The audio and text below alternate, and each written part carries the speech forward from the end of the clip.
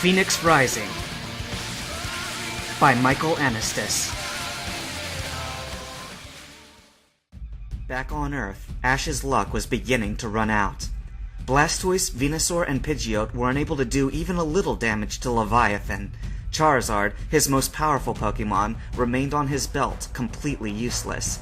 His other three Pokemon remained in an unconscious heap behind Leviathan. Ash and Misty turned their backs in an effort to run, but found themselves face to face with a wall of earth after their first step. Leviathan now had them trapped. "Pikachu!" Ash gasped. "I know you're afraid, and I know you don't think you can do much, but if you don't try now, you'll just die with us. Please, Pikachu!" Pikachu cowered behind Ash's legs. "Pika! Pika!" Leviathan stepped closer, sealing off any means of escape. She lowered her head down to the ground, eyed Misty, and licked her lips. Misty pulled out her Pokeball. "It's not over yet! Starmie, attack!" She threw the Pokeball, and in between them and Leviathan appeared Psyduck. "Yeah! Psyduck!" "Psy!" "Why now, Psyduck? Why of all times did you pick now?" Psyduck put his fins to his head. "Psy-yi-yi." His eyes fell upon Leviathan. "Psyduck!" Leviathan flicked him over the mountain with one of her claws, like a little toddler would do to an ant. Then her eyes fell upon Misty again, and an evil smile spread across her face. Before either one of them could react, Leviathan's massive paw shot out and snatched Misty from where she stood. Her Pokeballs fell from her belt and clattered to the ground, unable to be used and completely useless. "Leviathan, listen to me! This isn't you doing this! It's Gary who's controlling you! Fight it! Fight it and you'll—" Leviathan pressed one of her nails against Misty's mouth, who screamed in her muffled voice. "Misty!" Ash yelled. "Pika!" With a flick of her claw, a massive mound of dirt covered Ash and Pikachu. She turned her gaze back towards Misty and held her up in the air. "Don't do it!" Misty yelled, breaking free of Leviathan's gag. "It's not your will!" Leviathan held Misty above her and opened her mouth wide. "Let her go!" A massive lightning bolt shot over the mountain and struck Leviathan dead center of the forehead. She stumbled back, but kept Misty suspended in the air. Ash pushed the remnants of the dirt away from him, and three familiar figures appeared around him. Darius, Sabrina, and Merlin, wielding the sword with a bright white glow in the stone and blade. "Do as I command!" Merlin shouted. "Drop her now, or prepare to fight!" Leviathan opened her claws and let go of Misty. I reminded Merlin to be careful with his words after he had told me the story, for when Misty was released, she plummeted, screaming as she fell, into Leviathan's mouth. "Misty!" Ash screamed. Leviathan swallowed hard and smiled. Then she eyed Merlin, and when she saw the sword pointed at her, her evil smile faded away. There was a huge flash of light, followed immediately by an ear-splitting crack. Leviathan was lifted up a few feet, somersaulted backwards, and landed with an earth-shaking thump on the ground. Still, she rose to her feet, only to see the Pokeball flying at her. Not enough time to get out of the way. Ash struck her square on the nose, and she instantly glowed a pale white. She dematerialized into the Pokeball, and there, suspended in midair, Misty hovered for a second before she came down to the ground with a thud. She hobbled to her feet, brushed herself off, and fainted. Ash hefted the Pokeball off the ground, and proudly strapped it to his belt. "And now there's 6, just the way it should be." Merlin came up beside Ash and tapped him on the shoulder. "Ash, am I worthy of asking how you did that?" "You taught me how to do that. If I'd used a Sierra Mana Pokeball, Misty would have just gone in with it. However, since I used the regular type, it only hit Leviathan. Misty might have been inside her, but that doesn't make her a part of Leviathan." He looked back at Sabrina and Darius. "Can I presume that Mewtwo resurrected all of you?" "You'd be right." Merlin placed his hand on Ash's shoulders. "Ash Ketchum," he said sternly. Then his lips curved up in a smile. "You're a genius. And it's a pity he is." Merlin had his sword drawn before Gary had appeared. "Always so hasty," taunted Gary. "I must congratulate your apprentice on his efforts, though, even though it was you who defeated Leviathan."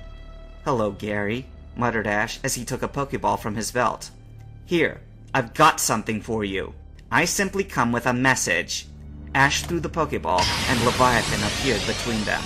Well, apparently I've only succeeded in giving you greater firearms, said Gary. But I don't think you want to kill me just yet. After all, I might have something you want. Another bomb without a doubt, said Ash. Leviathan, I would beg to differ. Gary snapped his fingers, and a second figure appeared before him. Come, he said to the newcomer. Step into the light and show our friend what he is fighting for. The woman took one step closer, and Ash nearly died of fright. Oh God, he choked. How? Hello, Ash? Mom? Are you... I see you recognize your beloved mother. None of your friends knew what happened to her, did they? Well, now I'm here to tell you. Your mother was really depressed when she heard of your death. Far worse than your Pokemon or Professor Oak. Fact is, she nearly killed herself over your grave. Of course, now that she's seen what you are going through, she too would like to see you return to the grave. Ash, please, go back. No! I'll never believe my mother would say that! You're controlling her just as you controlled Leviathan! I see. Then I'm afraid I have no choice. Gary pulled Ash's mother towards him and pulled a knife out of his pocket. Ash, from here on, you will never see your mother again. However, should you go back to Pallet and return to your grave, she may just be there to visit you. Ash dove at them, but they faded away before he could reach them. Merlin and the others took a step back as Ash fell to his knees. God, why did he have to take my mother? Ash cried into his hands until he felt a warm breeze fall upon his neck. He stood up and found Leviathan behind him, crouching down to the ground, yet still remaining taller than him. Ash looked up into one of her eyes, which was half the size of his head, and saw what he knew to be sadness and sympathy. Ash took cautious steps towards the massive feline and gently placed his hand upon her nose. You'll help me, won't you? After what Gary tried to make you do, you will help me, won't you? Leviathan was still for a moment. Then she slightly nodded her head, and Ash extended his hand. Then from now on, we're friends. Together, we will defeat Gary. Leviathan gently placed one of her clawed fingers in Ash's hand and shook hands with him. You idiot! You incompetent fool! You've ruined everything! Now they'll... That is where you are wrong. Ash Ketchum will come if he believes we do not desire his arrival. I told you before. Nobody knows him better than I do. But why the hostage? Ash would never endanger the life of his mother. You've failed! You've ruined everything with your showy tricks! You are wrong again. All I have done is given Ash even more reason to come. First of all, he knows how powerful our hurricane is. If he goes back to his grave, he knows for sure that his mother will die regardless. That doesn't mean he'll be here.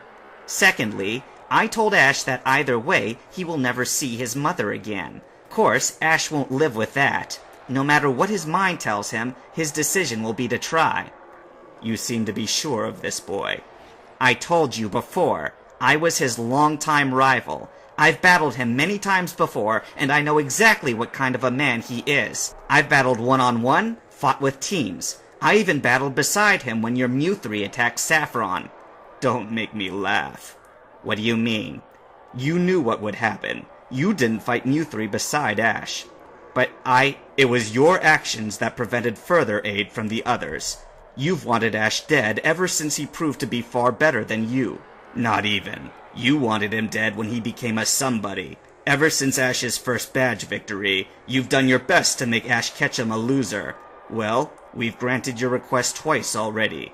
We sent Mewtwo to Earth, arranged for Ash to meet with it, and killed him. Then you let Mewtwo make his own decisions, and Ash was resurrected. And what happened a year later, when Ash made a name for himself in the leagues? He captured your creation!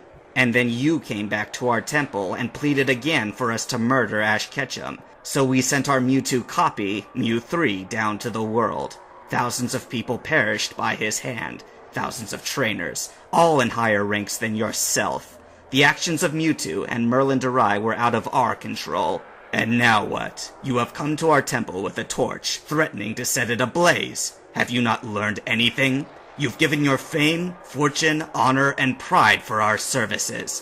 What more could you want, and what more could you possibly give? Your mind? Your body? Your soul? Your future? I've given up enough for you! Until Ash Ketchum rots in Gehenna for 1,000 years, you will receive no more payment from me. The deal was that Ash Ketchum would die, and to this day he lives. I see. But once again, you have neglected the fact that Ash Ketchum has already died, twice. Enough of this! A larger voice boomed. I will have no more fighting amongst us. Whether Gary is paying or not, Ash Ketchum and Merlin Durai both possess a threat to our being. Then why go through all this trouble to get their attention?